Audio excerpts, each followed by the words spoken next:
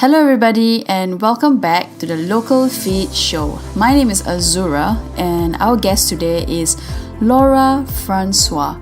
Laura was the host at an event in Singapore called the Fashion Revolution. We briefly met, yet I could feel her good energy and she exudes so much good vibes. I'm not even kidding, she's a hugger. Love her.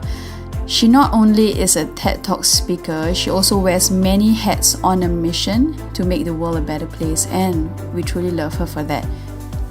On this episode, we talk about what is sustainable fashion, the importance of human connection, the meaning of closing the loop, and how you as an individual matter to this universe.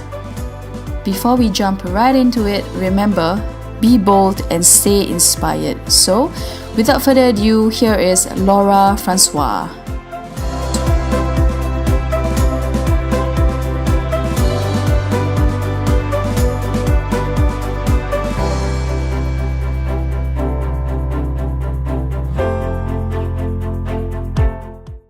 Laura, thanks for being here. You're welcome. It's really exciting to be here bouncing on a ball with you. Yes, you're bouncing on a ball. We should know as well. Okay, tell us a bit about yourself. Because I first met you at Fashion Revolution at Hive Lavender. Tell us a bit about what you do. Well, I volunteer for Fashion Revolution Global, so I'm the country coordinator in Singapore. Okay. So Fashion Revolution is just like a bit of a background, is an NGO that's based in over 100 countries around the world. Okay. And we advocate for ethical, sustainable fashion and transparency of supply chain for brands globally. So I take care of the Singapore chapter of that with an amazing committee of women, and we all work towards just bringing awareness to the issues around the fashion industry. So when we met at Fashion Revolution Day back in April, that's kind of like the yearly event worldwide where all 100 countries participate in kind of raising that awareness and getting the conversation going. So that's my volunteer hat that I wear. Okay. Otherwise, I consult in, social innovation and social impact strategy. Okay. Not just in the fashion industry. Mm-hmm. I have a deep focus and love for very impact-driven projects. Okay. So I do that, and I also am, the founder or director, whatever title you want to put on a project called Closing the Loop, which is a circular economy project that's based out of Phnom Penh in Cambodia, and we talk about different ways we can close the loop on fashion. Okay, that's very interesting. Because I'm quite into sustainability. I mean, the common ones are usually like the recycle, reuse, the plastic, the food waste is recently been brought up, but it has been around for very long. But fashion is actually quite new to me. To be honest with you, if I didn't know of the fashion revolution, right, I wouldn't know that. I mean, I do know, but it's not.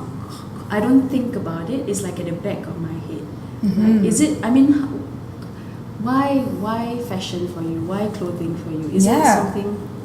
It's funny because I'm not a real fashionable person. Like, I'm not somebody who loves fashion or who spends my time on Pinterest or like follows any, like, I don't even know. I mean, I couldn't even tell you 5 top fashion brands globally. I wouldn't even know. Okay. So I'm not that type of person. I come from a human rights and sustainability background. Okay.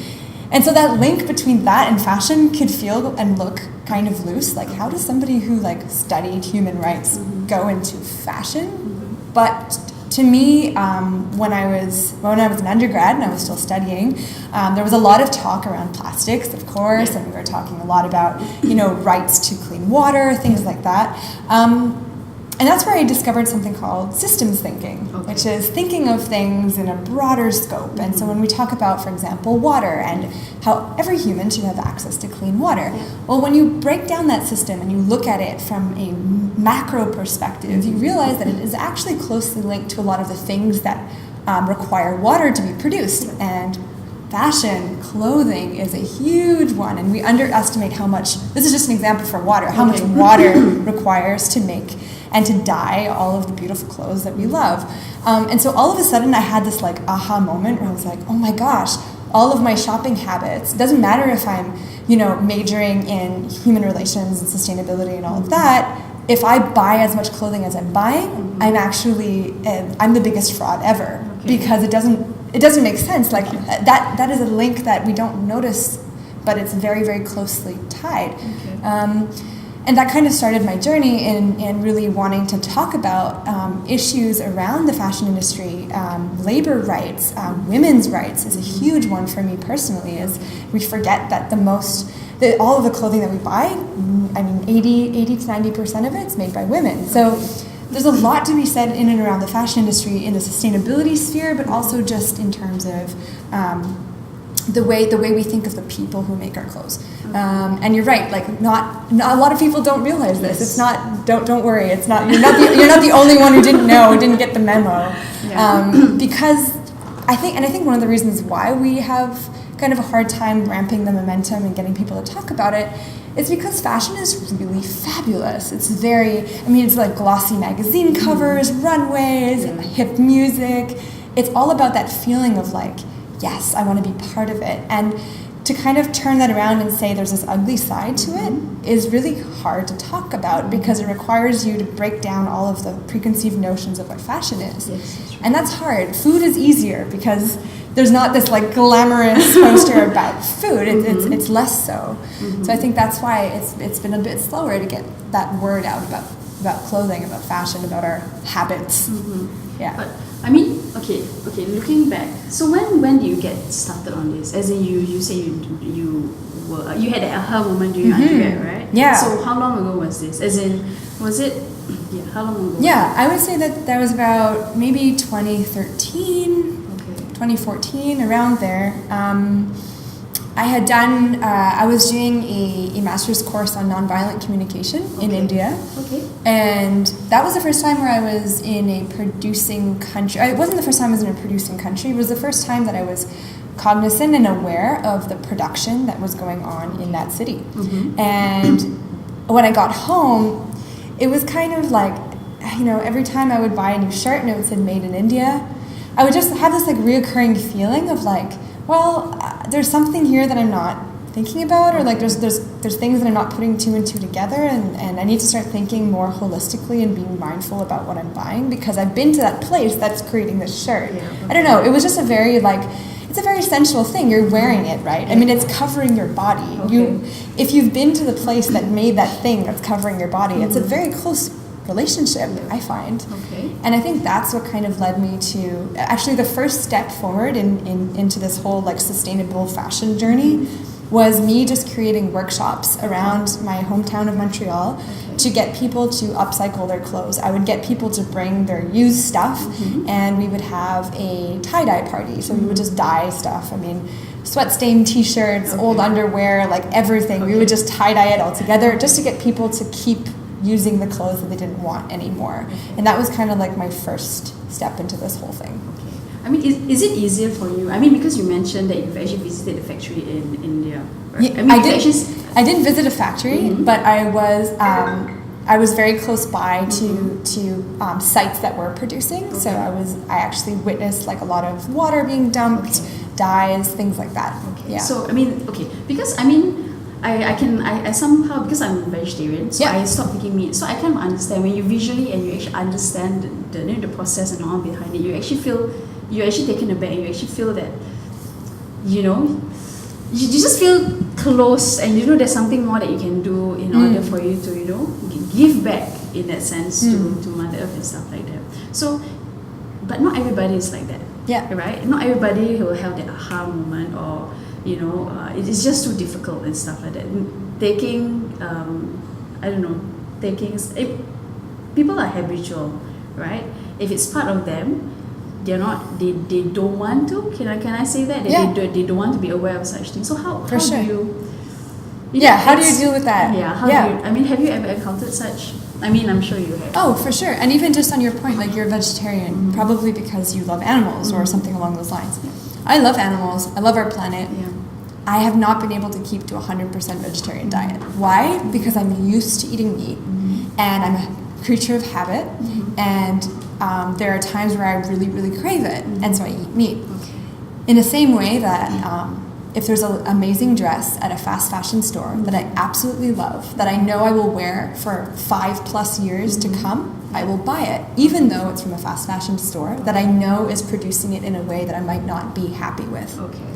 This is I'm telling you this because it's not black and white. Sustainability is not check or not check. It's gray. Yeah. Various shades. It's 50 shades of gray. It's 50 shades of sustainable gray.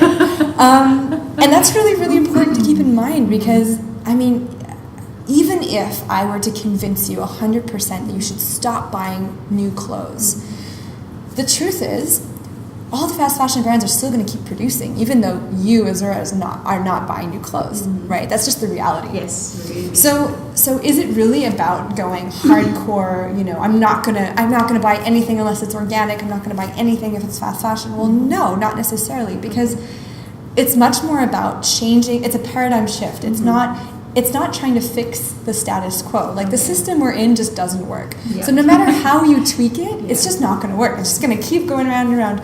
So we need to do an entire shift, and that requires all of us to think outside of the box. Okay. Maybe it's not just about not buying fast fashion. Maybe there's another way to think about this. Okay. It's going back to the drawing board, and that's why when I talk to people who are completely ignorant or who don't want to even think about it or don't think it's their responsibility, to me it's a good reminder that that's the majority of people. The majority of the people don't care. The majority of people won't do it unless it's easy, because as a race we are very lazy. Humans are inherently very lazy. So until we come up with a solution that's really easy, like for example, if I told you 10 years ago that you'll be able to travel to, I don't know, Taiwan and stay at somebody's house, a random person's house, and pay them money instead of going to a hotel, you would have thought that I'm entirely insane, right? Yeah. And now we have Airbnb. Yeah. That completely reshifted the entire system of staying at hotels. Okay. The same thing has to happen with fashion. It's not that we need a new hotel. It's not that we need a new brand to save us all.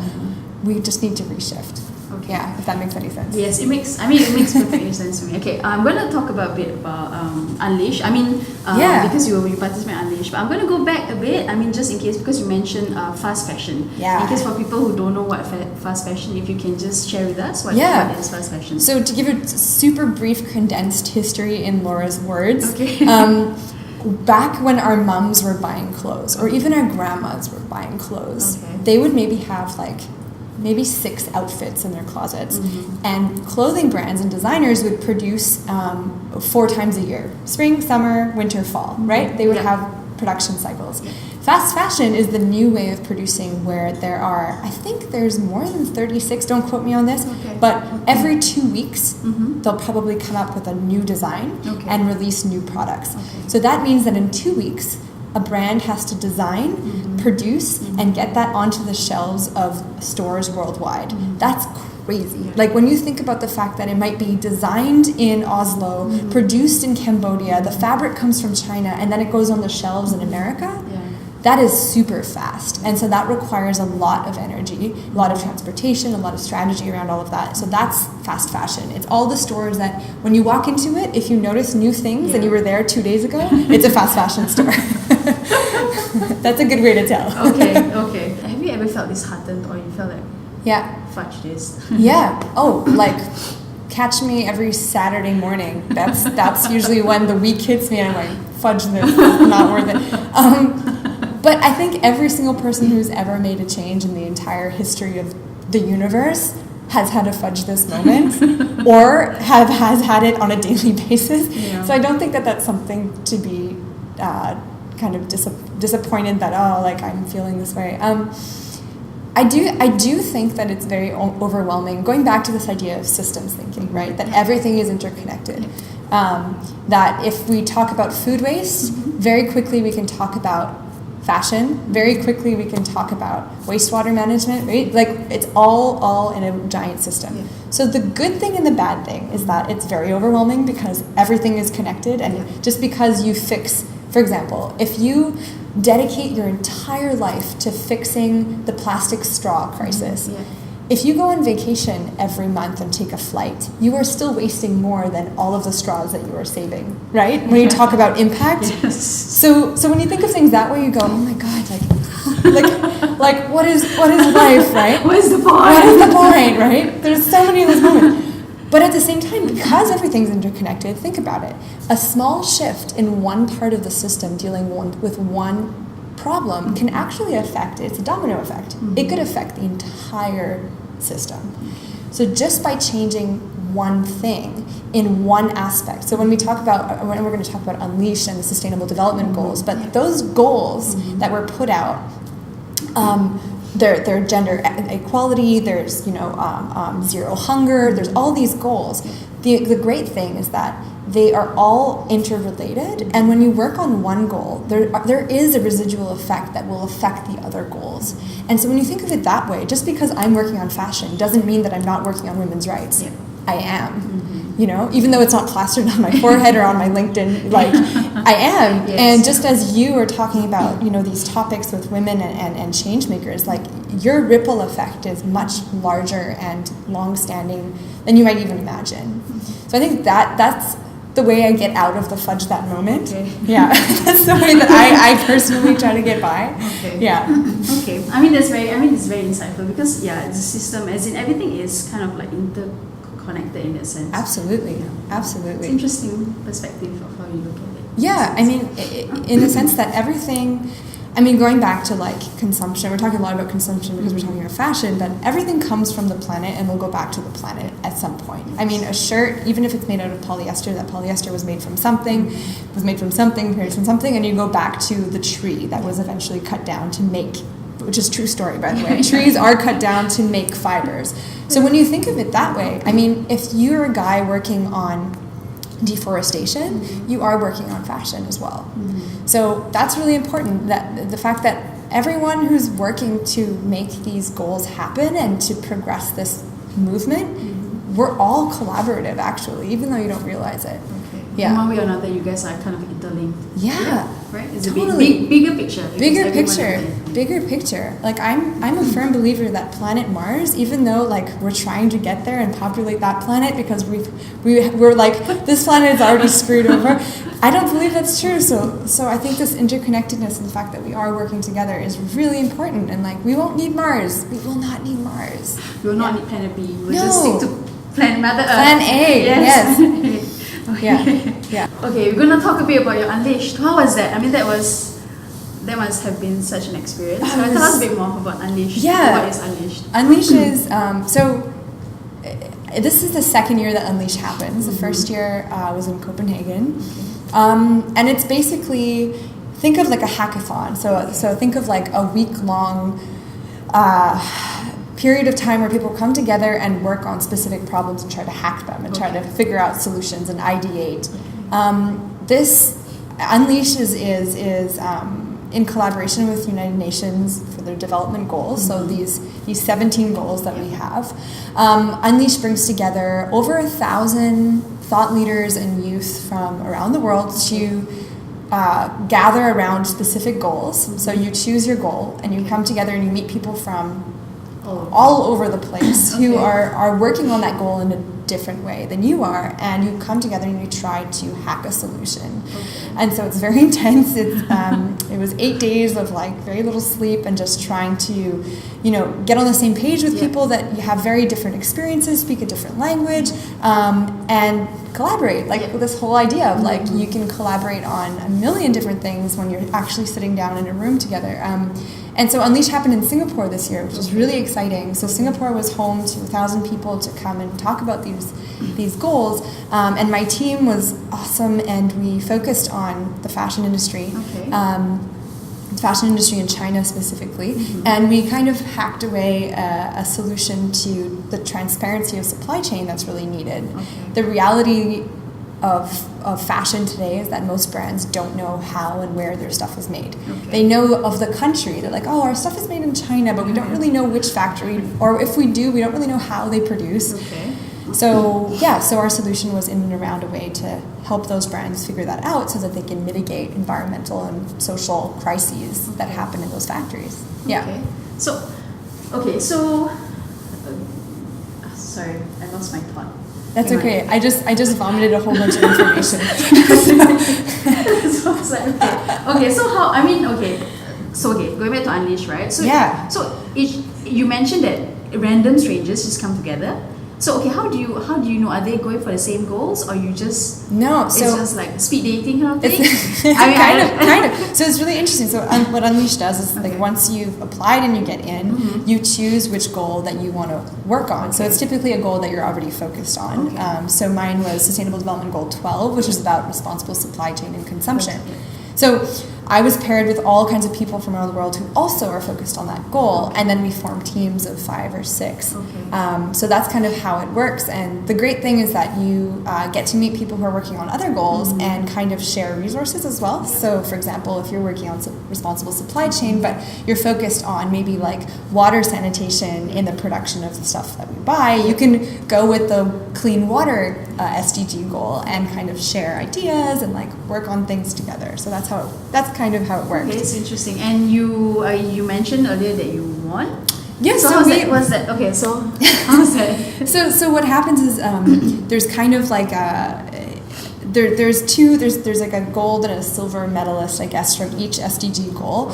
We didn't win either of those, but we did have the opportunity we were approached by an incubator, like a accelerator in Singapore to take our idea forward. So for us, that's like winning. It's like we're able to keep working on this project. So that's really exciting for us. Okay, so can I just check? Okay, so your team members, are they local? No, not at all. We have a teammate in close to Guangzhou. We have one who's in San Francisco, another one in the Netherlands. So and they're going to be here?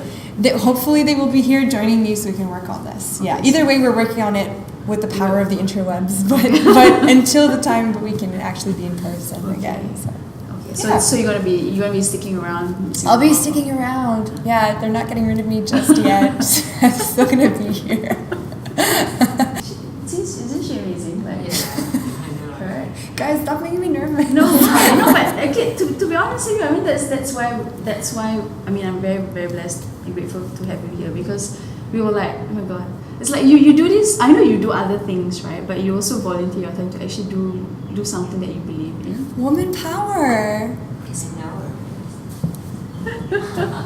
Okay. That was filmed, wasn't it? Sorry? Sorry, that was filmed. I forgot the cameras were still on. It's okay.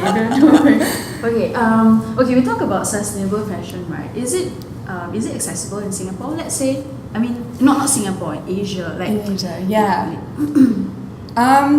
Okay, but for me to answer that question, it requires me to define sustainable fashion, right?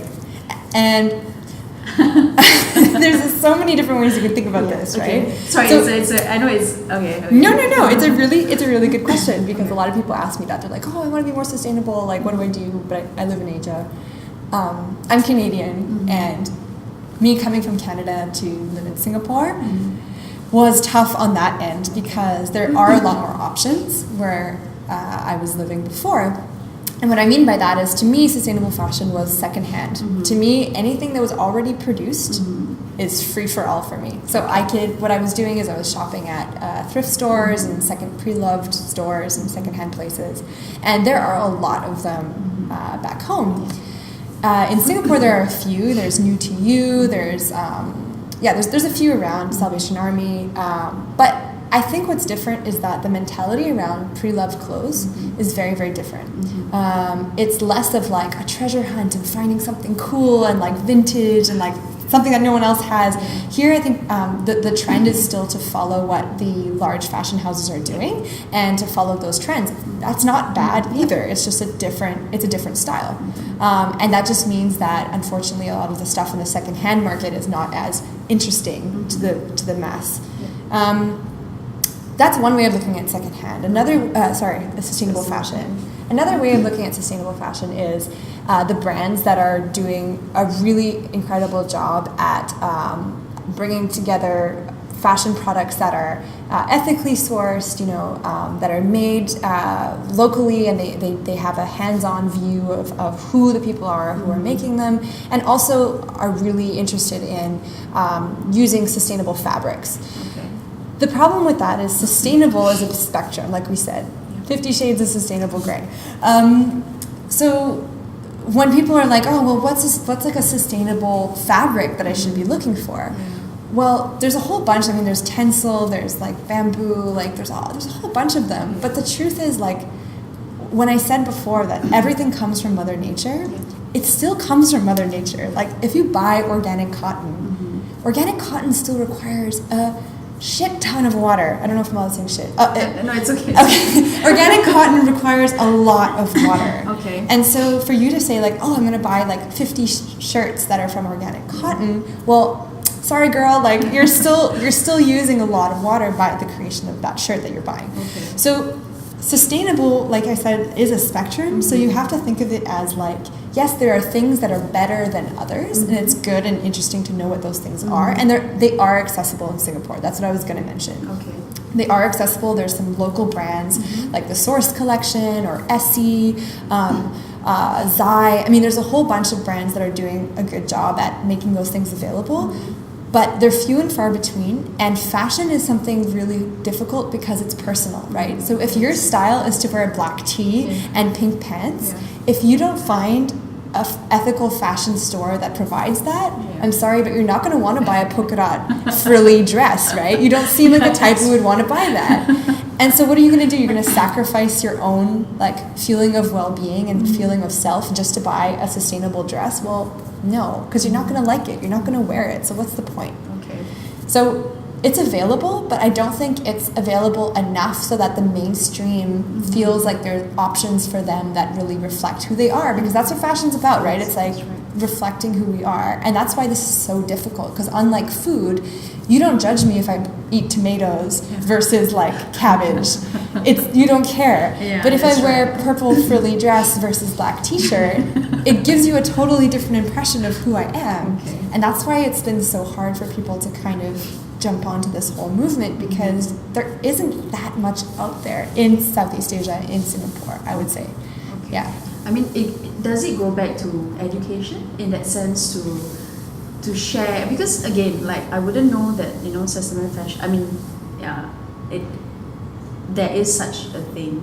Or does it go back to education, or just having conversations about there's such thing as sustainable? I mean, everything can be done. Everything has to be done in moderation, right? Like I say, I won't have like 5-10 shirts and stuff like that. So starting conversations, for sure. I mean, and that's what Fashion Revolution in Singapore is trying to do. Just start those conversations. But it's a two-way street. I think if your black shirt costed you 75 Sing dollars, would you buy 5 of them? Probably not. You would probably buy one that you would wear as much as you can, and when you really can't wear it anymore, you buy a new one. That's how fashion used to be. It was expensive because that's the true cost. It's actually expensive. When things are too cheap, somebody somewhere is missing out. Either somebody's not getting paid properly, the farmer who's growing the cotton maybe, or the person who's actually sewing, or everybody. Maybe everyone is getting a bad end of the deal. And so when things are that cheap, no wonder we're buying so much. So it's not just education. Like, I don't think it's just about, as consumers, we need to be super aware and talk about this. Well, like I said, we're lazy. We do what we buy what's in front of us, what's convenient. And so I think brands also have a huge responsibility to I mean, like I said, if it's $75, we're not going to buy as much. And so everyone has a responsibility to do their part to kind of change the way that the system has completely screwed over so many people in the process of the creation of the stuff that we wear. Yeah. But why though? As in, I know it's a very difficult question to answer, but why are like the companies and stuff making mass numbers of shirts that might not even, because like you mentioned, right, everything is seasonal, right? In fashion and stuff like that, right? As in, how can we as individuals, I mean, again, kind of like not stop that, but kind of prevent that in that sense that, to send a bigger message to maybe bigger companies and stuff like that. So, well, I mean, why do you think fashion, I mean, why do you think all the stores on Orchard have new things so often? Because people are buying new things so often. I mean, it's not like the store was like, I think this year we're going to create a new shirt every 2 weeks. I mean, that's crazy. That's actually a lot of work for them to do, right? True. And it puts a lot of pressure on everybody in between. So it's not the brand's fault.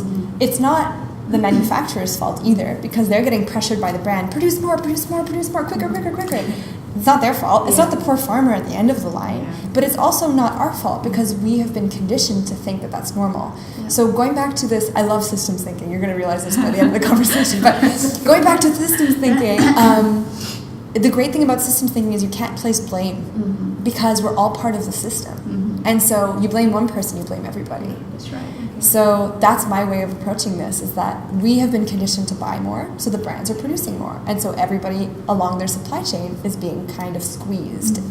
No, not kind of squeezed, very much squeezed. So it's a relationship between consumer and brand. And if we start asking for less and we don't want as much, or that we want better quality, and by better quality, I mean you're going to buy a really great shirt and wear it for as long as you can, and you won't need as many. The brands will respond, and they will produce less. I mean, this year it made the news. It was a huge scandal that H&M wasn't able to sell all of their stock and had warehouses overflowing with stuff because people weren't buying as much this year. I mean, that's a good and a bad thing in the sense that now they have to figure out what to do with that, but things have slowed down. I think things will start to slow down. It's just up to brands to figure out how to slow that down in a way where, A, it won't cut and destroy jobs of all the people in their supply chain, because that's another thing to think about when you think of that system. That's right. Our fast fashion habits have enabled economic growth in places where it's been quite devastated. So that's important to also note. You don't want to start pulling out production from everywhere because there's entire countries whose GDP relies on that. So I think it's that balance. It's that very, very careful balance, and it can't happen all at once. Still find a sweet spot, right? Sweet spot. That's the tough one, right? Yeah. And I think it has to do a lot with the fact that, you know, we have to remember that everything that's ever been produced in terms of fashion items, if it hasn't been like shredded and destroyed, it's still on the planet. So you can buy something that was made in the 1960s, and because it was made in the 1960s, it was probably really good quality. We have to just start being okay with wearing things that are already here. And the good news is that fashion is cyclical. Bell bottoms already came back once. I mean, that's crazy. I mean, I'm seeing styles on the street now where I remember the Spice Girls wearing that type of thing. So it comes back. It comes back and back again. So the good thing is that stuff is already out there. It's about remembering that stuff first. Okay. I mean, what would be your advice to consumers? I mean, not advice, but you know, if they want to do their part in that sense, right? What can they do? Stop, drop, roll out of the store. Simple words. No, when you're about to buy something, and it's something that I have to do, believe me, I'm not like the angel of sustainable fashion who has come down on the world to like tell people how to do things, because I'm still struggling. Like, it's a daily struggle. I think when you're about to buy something, check where it's made. Not because that actually matters or will do anything, but if you know that something is made in Cambodia, Cambodia is not too far from Singapore. You can fly there cheap on Scoot. When you have a location in mind, all of a sudden mindfulness starts dripping in. You're looking at a shirt and you're going, oh, it's made in Cambodia. Okay, great. You've taken step one, you know where the thing is made. Second thing is, do you really, really need the shirt that was made in Cambodia? Like, do you really need it? Are you going to wear it more than 30 times? If you can't promise this shirt that was made in Cambodia that you won't be able to wear it 30 times, don't buy it. There is this rule that had been circulating around. I forget what the hashtag was. It was like 30 wears or something. But it's true. If you can guarantee you'll wear something at least 30 times, which doesn't even seem like a lot, that already can curb a huge amount of just general waste that will happen by you purchasing more stuff. So the simple advice is just ask yourself that before you buy it. It sounds really stupid and mundane, but we never stop to think about it. It's such an impulse thing. Fashion is so impulsive. Actually, it's true, right? I mean, when you go shopping, you don't even need it sometimes, right? You just think, oh, okay, this looks nice, and then you just pick it up and you just buy it, right? Well, it's just like telling somebody who's like trying to stop eating so much sugar in their lives.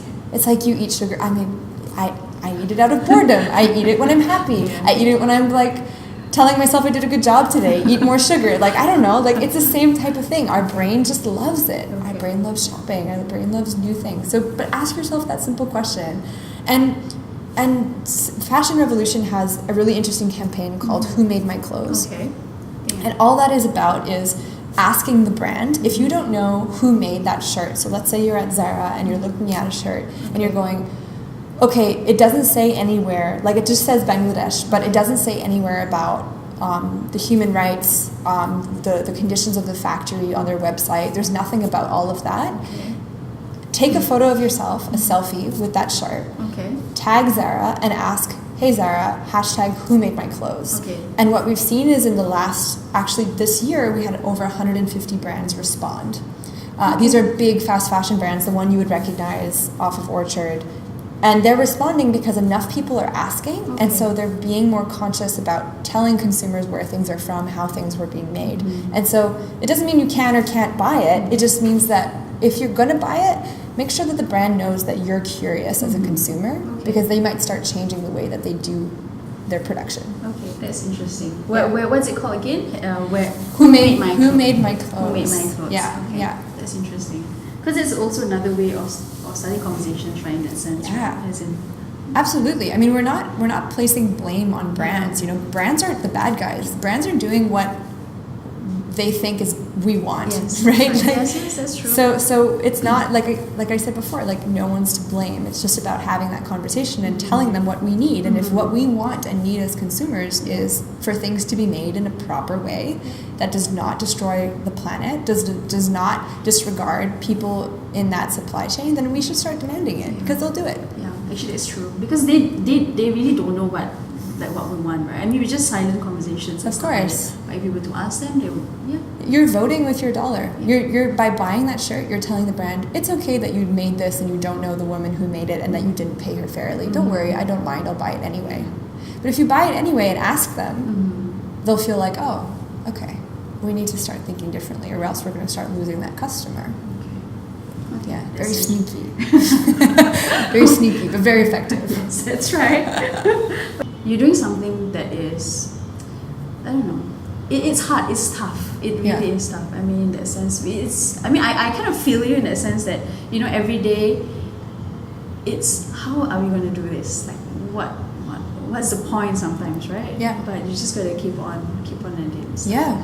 Yeah, it's, I think, like, it's funny because you realize that taking, like, you could just take a corporate job. Like, I always think, like, I could just take a random job and, like, do whatever, you know, like, there's nothing stopping me from just doing that. Yes, that's but once you've felt that thing, that little hook, and you feel so deeply unhappy doing anything else because you feel like it's going against that thing, I almost am so grateful for that, because if not, I would have just given up, like, a long time ago and just done something else. Yeah. You know? Yeah. So in a way, like, it's a love-hate relationship with that thing. Yeah. So when you mentioned that, I kind of feel you in that sense. Like, like everyone else will say, you can just get a job. But the thing is, it just doesn't, it just doesn't sit with you, right? It's like, you know, it bugs you. Yeah. Like, it bugs me if someone, little things in that sense, that, but it's okay. Again, it's starting the conversation that it will help and stuff like that. It's like planting seeds. It is planting seeds. It is planting seeds. Like, I have full confidence in this generation of people. Like, I'm not trying to, like, our generation is gonna, like, rock the boat, but I really feel like it's like we have no reason not to, because transparency, when you were talking about Instagram, right, like, it's all about, like, looking into somebody's life and having an inside scoop, right? And so just that fact means that there's no excuse for people to be transparent about a lot of other things as well. Because we love it. Our generation loves it. Like, we love the fact that it's, like, uncut and raw, like the real deal. Great. So ride that desire of wanting that into everything else. Because if not, there's the real danger of and there's even now there's that real danger of, like, Instagram feeling like the truth and brands using that to their advantage to cover up even more things. I mean, like, with the good, there's always the next bad. But I think just the fact that we thrive on that transparency means that businesses in every industry are going to have to really, really catch up to us, which is great. Which is great. Yeah. This is awesome. All right. I'm inspired. Okay, to the fun stuff. The Okay? fun stuff. Okay. No, okay, this is more like your personal thing. Okay, so I wanted to ask you, what's something that people don't know about you that you're really proud of? That I'm really proud of? Okay, little secret. Okay. That's not so secret It's anymore. not a secret anymore. When I listen to a song, Okay. I only need to listen to it maybe once, maybe twice to Okay. know all the lyrics. Seriously? Yeah, it's this weird thing Okay. where I'll just be like in the shower, like I can hear like a song in the background. I maybe heard it once and I can just sing the whole thing and I know all the lyrics. I don't know if that counts for something really proud. Yeah. But like, we should test it out. no testing. No. So in another lifetime, way back when, I actually studied theater and musical theater. That was going to be my life trajectory, was to do theater.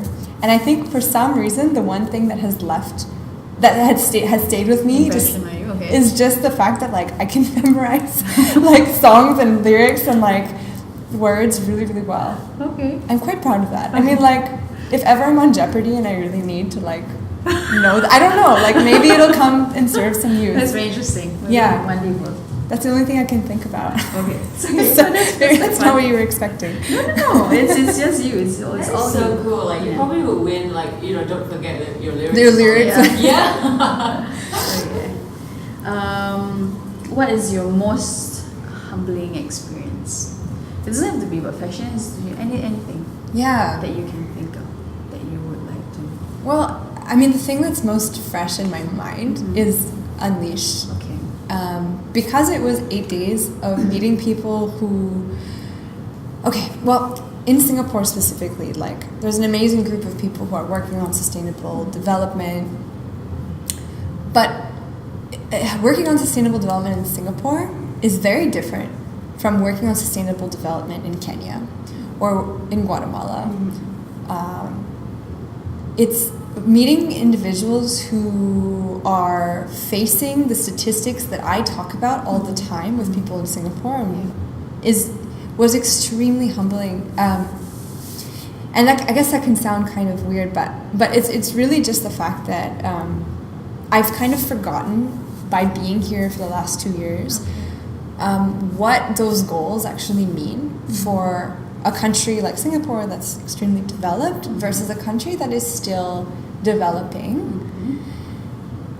And the truth is, like, it reminds me so much that the experts, the people who really know those issues are the people who are facing the issues. And they don't have to be an academic. They don't have to be someone who's spoken on Tedx. They don't need to be somebody who has a blog or even knows how to use a phone. Yeah. Those are the people that are the experts. And it's an extremely good reminder for me and humbling for me to remember that those are the individuals that should be in the democratic conversation about how to think about sustainability. One of the things that was said at Unleash that really resonated with me is that those goals, those sustainable development goals, are meant to happen to leave no one behind. And what that means is that it's not the people who are forging the way, it's the people who need to follow and the people who are experiencing things in the following of that need to be included in the creation of the solutions, that need to be included in the ways that we forge forward, leaving no one behind. Because we can get really wrapped up in like, oh yeah, so like I work in sustainable development or I work in circular economy, and so I'm going to talk about how to make that happen in Singapore with, the high levels, the people who work at all of these, large industries.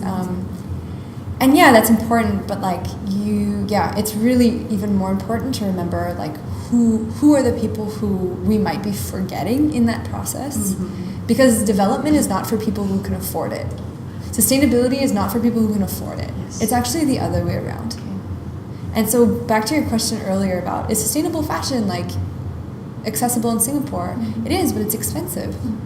Like I can't afford most of the things that I would love to buy that are sustainable and ethical and that I agree with those brands' ethos. I can't. And so what does that say? So I think my experience at Unleash in talking about those topics with those individuals was really, really a good reminder. Okay. Yeah. Wow.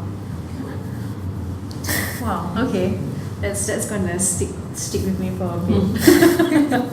Cool. It stuck with me, so let's keep sticking. Yeah, just keep. Hopefully after this you'll stick to more people. Stick to a whole bunch of people. Okay. Earlier on I mentioned about. I asked you, like, what? Okay. So now I'm gonna ask you, what is your why? Right? How do you get up every morning? What is your why? What is your why every day? Yeah. What is your why? That's a really, really hard question. I was hoping you weren't going to ask me that one. No, but I think it's important. It's really important. It is really important. And it's something that my partner's really good at getting down to people's whys and helping them understand their whys. Okay. And he's tried to help me, and I have failed every time to come to something really concrete. Because I think it changes as well. It changes with, like, as your brain expands with knowledge, your whys can change. And I think it has changed for me over time. But the one thread, I guess, if I'm going to talk about the one thread that's kind of pulled through everything, even wanting to do theater so badly and thinking that was my life's mission, and veering off to, like, human rights, and then veering off, like, all of those veering off, the one thing that held it all together was that I'm such a believer that human connection is our superpower. Can I, like, high five you? Yeah! That is the superpower. Like, what you feel there, right, like, that, like, warmth that we're generating, like, that's our collective superpower. And so, I don't know, like, there's something about, like, sustainability, for example, is not a planet thing. It's a human thing. It's not about it is about Mother Earth. But, like, it's a lot more than just that. It's a human thing. It's about how we interact with the planet. Dealing with hunger is about how we interact with the fact that there is food available or not food available. Everything is about how we interact. And that, to me, is, like, my why is about making sure that we continue interacting. Because I think we've created the problem through our interaction. And we're going to find the solution through our interaction. Wow. So that's my why. I don't know if I'm gonna have to rewatch this when this is over and see if that actually was the right thing, but I think it's close. No, okay. Yeah. Wow. That's a why. It's a very strong why, and I feel you. I feel you. You feel me? You feel the connection? Yeah, I do. I think that's Good. one of the reason I really feel you. Felt you. I felt you. Thank you. Okay. Okay, I think is this fun? Every time we do the fun section, they always say it's so tough. Really? Well, it's okay. We can make it more light. We can bounce as we talk. Yeah, sure. That's the fun. Okay, 3 truths or 3 lessons that you want to share with the women out there that's listening. 3 truths, 3 lessons. I think you just said the word truth. One of my truths is about the word truth, which is the fact that the truth is never the truth. Truth is objective. Like, somebody's truth doesn't mean that it's the truth, and just because you don't think it's the truth doesn't mean it's the truth. Truth. But it's something along the lines of, like, there is no right, and we're just all just trying to get better. Okay. Better is the key, not right. Okay. Truth is not the key. It's just somewhere closer to it. So truth is just the reality that you are living. And so going back to what I was just talking about with Unleash, it's like the people who are living a very different reality than I am or that you are have an element of truth that we might not recognize. And I think, yeah, like one of my biggest lessons in life in general is just the fact that, like, we always try to get it right, but it's not ever going to be right, because in somebody's mind it's never going to be right, and you can't please everybody, and that's something that's really hard for me. I don't know if it's me as a woman who's extremely empathetic and who's very sensitive to the world, and that feels like I'm one of those crier types that just feels like very emotional all the time. I'll be totally honest. And I think that has to do with me thinking that I need to be right, or I have to be good, or I have to, like, I'm an ethical fashion person. I can only buy ethical fashion. Oh my God, and I can't because it's too expensive, and now I'm wrong. Remembering that there's no right. It's just better. Just you getting better. I think that's one thing. Okay. Another thing is that, like, hugs should be like a necessity. Like if you haven't hugged somebody today, go find somebody to hug. Okay. I'm just one of So those you're a people. hugger. I'm a hugger, like big time, and I think it really does something to your brain. Okay. When I first moved to Malaysia, I didn't know anybody.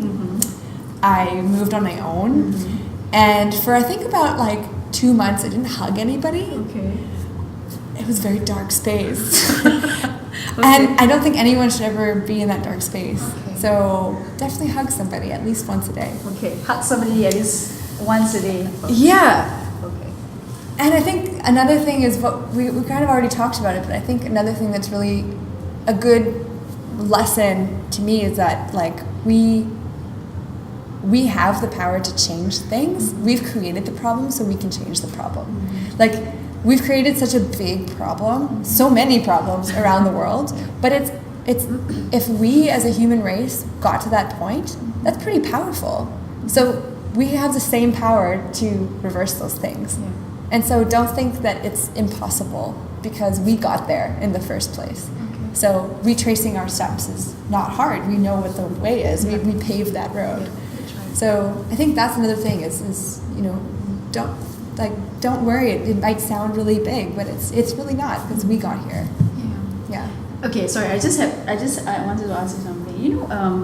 It's like some people. Sorry, some people think that that they're nobody and they want to do something, but they feel that they're nobody. I mean, what advice or what would you say? As in, because it's hard for them. That sense that, like, yeah. Do you eat? Sorry. I would ask that person. Oh, okay. Do you eat? Okay. Do you wear clothes? Okay. Do you drink water? Okay. Do you go to the washroom? You do. If you do all of those things, you're not nobody. Okay. Because you do all of those things, you are part of a larger system. Okay. And if you're part of that system, it means that you might be doing some harm to the planet, but it also means that you are part of the system so you can change the system. If you eat, you can choose what you want to eat. It doesn't mean you have to buy the super expensive tomatoes. It just means you can choose between the beef or the no beef. If you buy clothes, you can decide to ask your neighbor if they have any spare t-shirts before buying a new one. I mean, you are part of the solution just by eating, drinking, going to the washroom, all of that. You are not nobody at all. And if you think you are, please email me. I will love to have this conversation. Yes. Okay. 5 seconds fun. Okay, you have 5 seconds. I feel stressed already. Okay, go. 5 seconds. Okay, I'm trying to see whether I should give you a tough one on the. Oh man, go easy on me. Okay, 5 seconds. What would you do? I mean, I don't know whether you would do theatre if you're not doing this. Okay. I don't know. Okay. What would you? What would I do if I wasn't doing for this? 5 seconds. And when you mean by this, as in your, interviewing with you? No, interviewing with me as in the fashion. Okay. No. Okay, maybe no. It'll be too easy for you because I think you had this. You think I contemplate this too much? Every morning when I have a fudge this moment, I would be doing this instead. Yeah, that's probably true.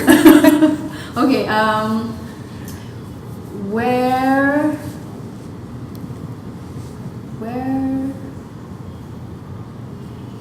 Where in this world would you want to be at this if you're not here in Singapore? What would you do in 5 seconds in Singapore? I would be back home in Montreal because my family's there. Okay. And I would want to hug them.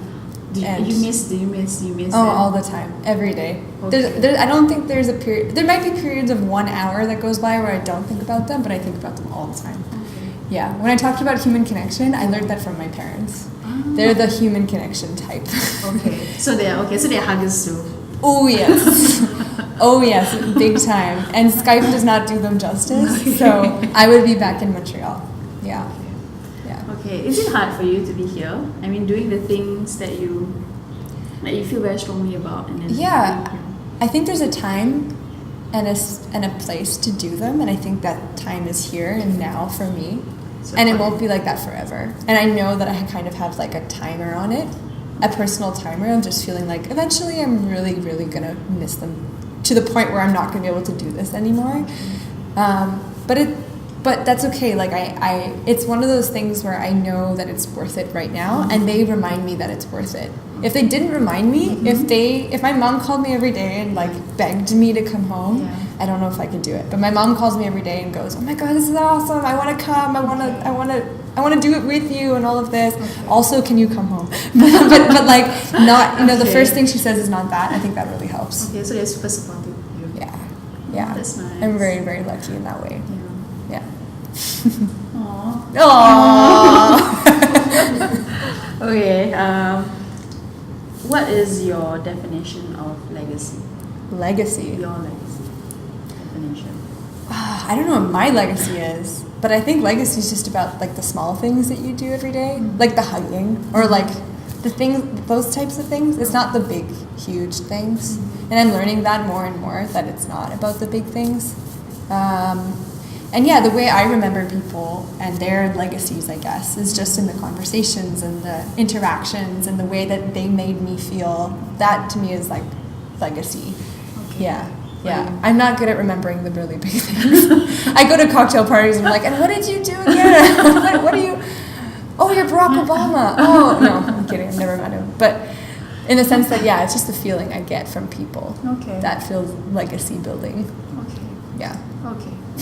You're very heart, HEART person. Oh, I am. Yes. Yeah. I wear it on my sleeve. I'm not wearing sleeves today, but I wear the heart on the sleeve. Yeah. Okay. That was fun. Those were fun questions. Yeah, but I think it's a bit tough because you really got to think about it in that sense, right? No one really think about it. Yeah. Okay. How can we support you? Where can we find you? Your Instagram, your Facebook, Twitter, or the projects that you're doing? I feel like I never jumped on the Twitter bandwagon, but so don't follow me on Twitter. I think the last tweet I did was like 2012 or something. So it's very embarrassing. You can follow me on Instagram. Okay. You can find me on LinkedIn. Okay. You can follow me on email. You can send me an email the good old-fashioned way. Okay. You could write me a letter.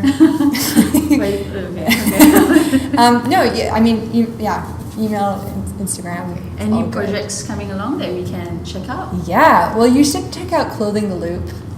Clothing the Loop. Okay. Yeah, that's the project I did in Cambodia, where along with this fabulous artist, photographer guy named Von Wong, we built these huge installations made out of clothing. Okay. And they represent Mother Earth. Okay. And so hopefully there'll be more projects like that. So definitely check out Clothing the Loop. Yeah. And if you're in Singapore and you want to collaborate on anything that has to do with anything like this, I'm an open book. So yeah. Okay. Yeah. Thank you, Laura. Thank you. Today was really amazing. I'm very grateful that we connected at the. Well, we didn't connect. We were just like, we want something, but something about you just. I'm really happy you followed up. Thank you. Thanks so much for having me, and thanks for your poignant questions. It was a nice reflection for me too. Okay. Yeah, it was really great. Thank you. Women Power Unite. Yeah.